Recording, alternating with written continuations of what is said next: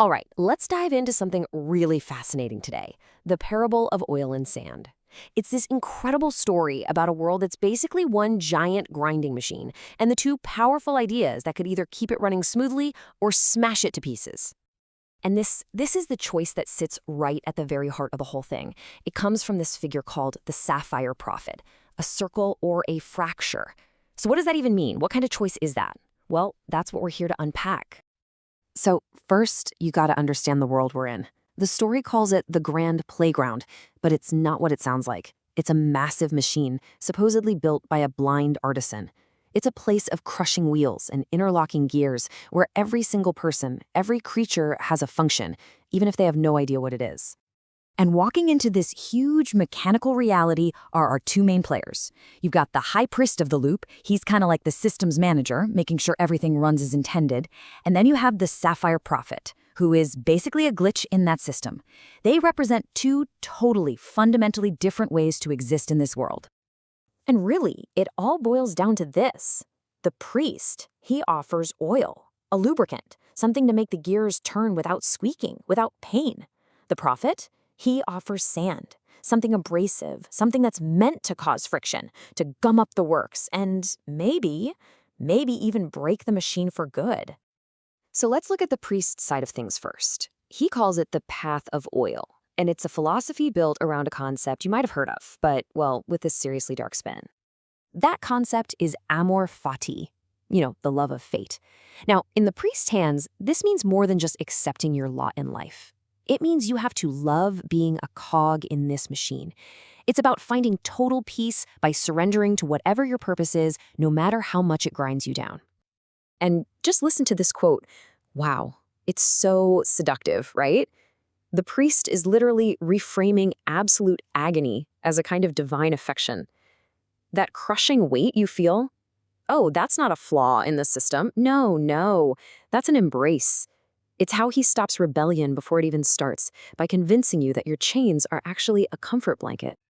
So the whole deal, his entire philosophy, is about assimilation. You're supposed to accept the world's flaws, what the text calls the error, as just part of the grand design. You let the system smooth down all your sharp, painful edges until you fit perfectly. And the ultimate goal? To live in a fool's heaven, this state of numb, static bliss where you've basically forgotten you were ever alive and breathing. Okay, so that's the path of oil. But against that smooth, easy path, the parable gives us something totally different, something jagged and sharp, the way of the shard. And if the priest is all about amor fati, the prophet is preaching the exact opposite, odium fati, the hatred of fate. And this isn't just about being unhappy with your life. This is a deep, radical, philosophical rejection of the entire idea of a destiny that was handed to you by a creator who's seen as flawed, clumsy, maybe even evil. The hero of this worldview, the ideal person, is what's called the outman. You can almost think of it as an inverted Ubermensch. Instead of rising above humanity to become a master of the system, the outman's goal is to become something that exists entirely outside of it. Their entire identity is defined by their refusal to fit. They are the friction. And you can just hear the defiance in his voice here. The prophet looks at his own jagged, ill-fitting shape, not as a curse, but as a strength. He says, yeah, my shape was a mistake in the design, and that's the whole point. He argues that the priest's way, loving the error, just makes people soft. And in a world like this, being soft just means you're food. So his instructions are the polar opposite of the priest's. It's all about a will to friction. Don't be a smooth, perfect cog. Be a shard of broken glass that tears up the gears. The goal isn't that quiet, peaceful fool's heaven. It's the burning, searing heat of the true void. A place of authentic, painful, but meaningful life. So you just know these two can't exist in the same space forever, right? Sooner or later, these ideas have to collide. And the parable builds to this amazing confrontation, a moment it calls the sacrament of the shard. So the high priest, calm and collected, approaches the prophet, and his hand is literally dripping with that scented oil, the very stuff he uses to soothe the system and keep everything running smoothly. Now, his goal isn't to kill the prophet. I mean, that would just be messy, create more problems. No. His goal is much smarter and way more sinister. He wants to assimilate him. He's going to anoint this anomaly and just lubricate him right back into the machine, make him part of the whole. But when the priest's hand touches the prophet's mask, the plan completely backfires. The oil doesn't smooth anything. It freezes solid on contact and just shatters into a cloud of dust. And this is absolutely crucial. This isn't just some cool magic trick. It's a physical demonstration of the prophet's entire philosophy. It shows that the Outman literally operates on a different set of rules, a physics that is alien to the Grand Playground. The system's fix just has no effect on him. And that brings everything right back to where we started.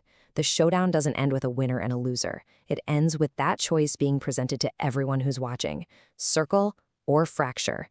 So let's just lay it all out one last time. You have the priest's path, Amor Fati, love of fate. The symbol is the oil, the smooth circle. The action is submission. The goal is the peace of a fool's heaven. You become a cog.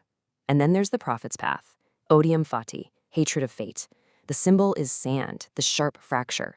The action is rebellion. The goal is the meaning found in the true void. You become the shard that breaks the machine. And here's what makes this story stick with you. It doesn't tell you who's right. It doesn't say, pick the sand or pick the oil. It just holds up these two profound, conflicting ways of being and forces you, the reader, to think about where you stand. So I'll just leave you with the very question the parable leaves us all with. What do you think is the greater prison? The cage you've learned to love, or the freedom that burns you alive? It's a tough one. Thanks for tuning in.